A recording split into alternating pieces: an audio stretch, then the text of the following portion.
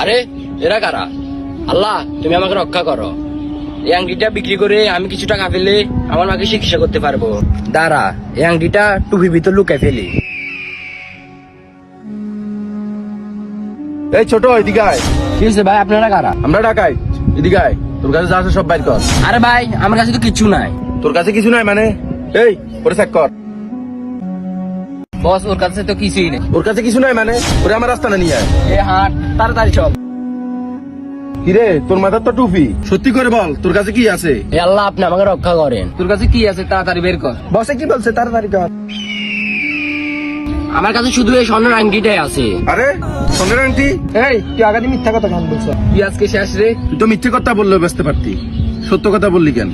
আমার মা খুব অসুস্থ, আজকে 2 দিন হয়েছে হাসপাতাল।